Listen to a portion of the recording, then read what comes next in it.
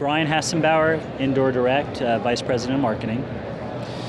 Well, the industry's overcome a lot of hurdles over the past few years. Nielsen and Arbitron have done great jobs in classifying and scoping out how large the industry is and how large some of the players are in the industry. But there are several hurdles that need to be overcome over the next few years. One of them being investment in the space, and also partnerships of companies that might not have enough economies of scale and a large enough network where they can come together and form that economy of scale. So investment and also economies of scale is one. Another is kind of a reclassification and redefinition of the space of digital signage, such as there's companies that are strictly digital signage, no audio, while there's other companies such as indoorDIRECT that are full audio, a television experience, but out of home television.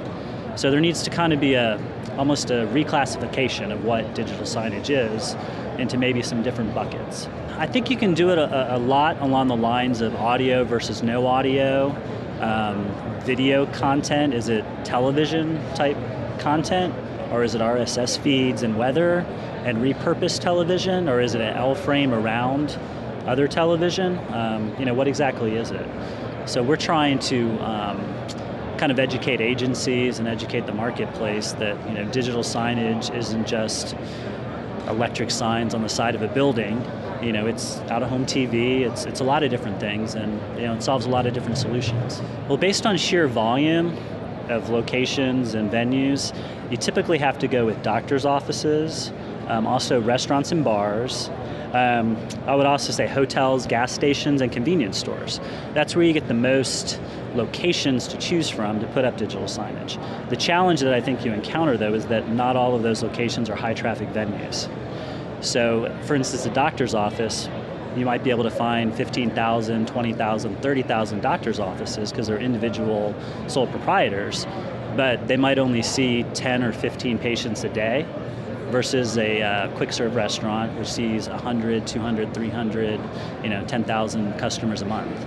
So looking at the number of venues might not be the best thing for digital signage, but looking at the quality of the dwell time and other factors might be a little bit more relevant. So I think doctor's offices are good, fast food, hotels, convenience stores, where you find a lot of locations to put signage in. I think it's really getting deeper.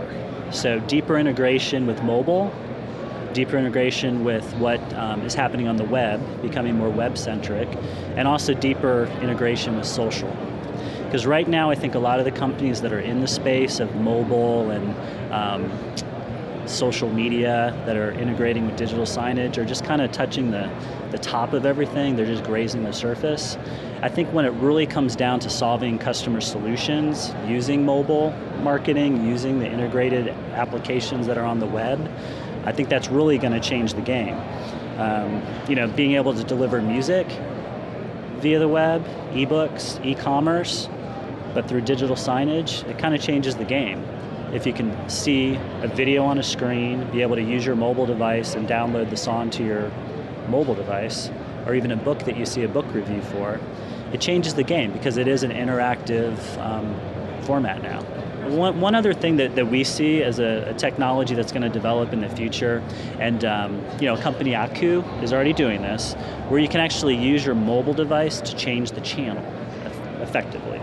So I know that digital signage, away from home television, one of the benefits is that you're not sitting on your couch and you don't use a DVR and skip the commercials. But what we envision is being able to use your mobile device to choose what you see on the digital signage display. So for instance, if you're sitting in a fast food restaurant, you can look up at the screen and say, I'm not really a big NASCAR fan, I want to watch NFL. So in your mobile device, you can click on an app and actually change the channel. And it could deliver an ad unit right before the video plays, but that technologies exist. And so the ability to be interactive with the screens from a content perspective is very intriguing to us. Recently, CNN, small company, Turner Broadcasting worldwide, they're actually doing programming based on text messaging. So if you want to see the report on what's happening in Libya, text 1. If you want to see what's happening in sports and Carmelo Anthony, text 2. And if you want to see the weather, text 3. and then it airs within 10 minutes based on the text response. We've done a lot of talking with agencies and trying to get a better understanding of what agencies and clients are looking for with network operators such as indoorDIRECT.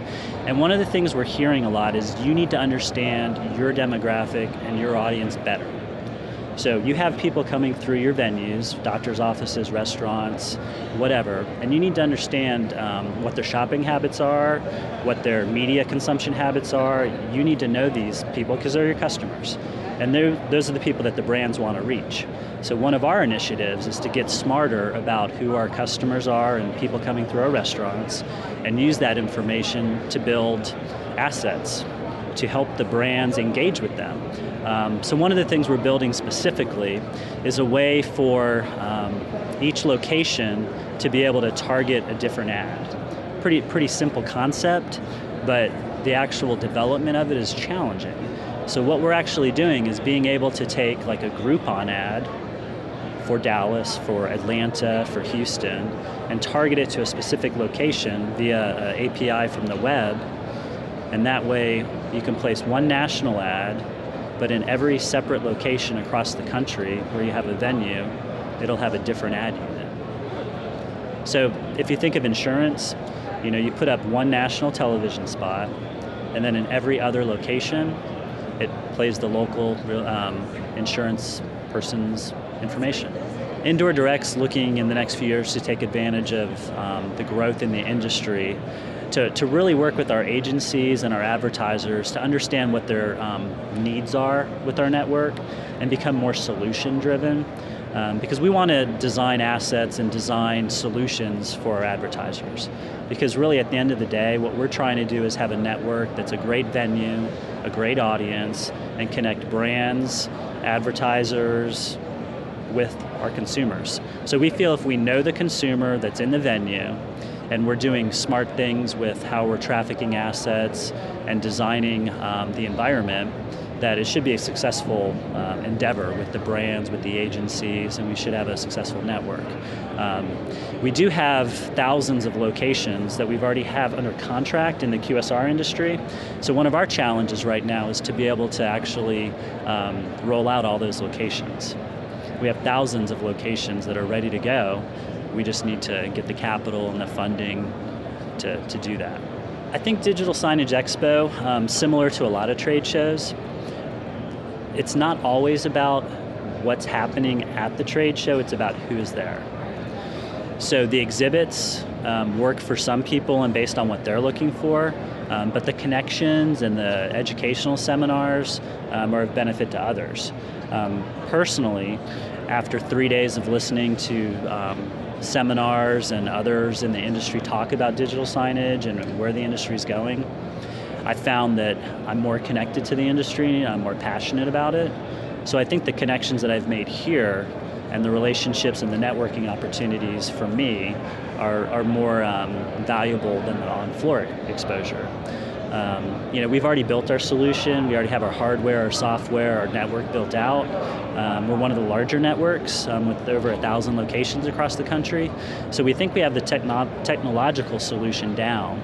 So we're just looking to actually expand the network and make the relationships and strategic partnerships that we need to make that happen. One thing I find intriguing is all the solutions that are out there to solve customers' problems, essentially.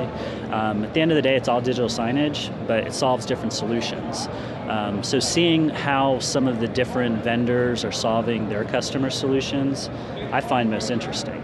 The one technology that personally I get a little bit more jazzed about is social media. So seeing Locomotive here and having them be kind of the middleware between the network operator and the technology and kind of interfacing with what's out there on the web. I think having them here, kind of says a lot about the space and where it's going, having more representation from social media. On the DSE advisory board, that was one of the comments that I made, is we'd like to see more social media represented and more mobile. Because everyone talks about mobile integration with screens and how that's going to work. So those are some of the things that I find the most intriguing. QR codes, had a great lunch and learn today to learn more about QR codes. It's great having AT&T, a small company here, to talk about their QR code solution and how it works. And that's something that we're going to test And a lot of this stuff we're going to take home, see what's done here, and put it in our lab, and see if it's really applicable in the real world. Hi, this is Brian Hasenbauer with indoorDIRECT. I'm at Digital Signage Expo 2011. Where are you?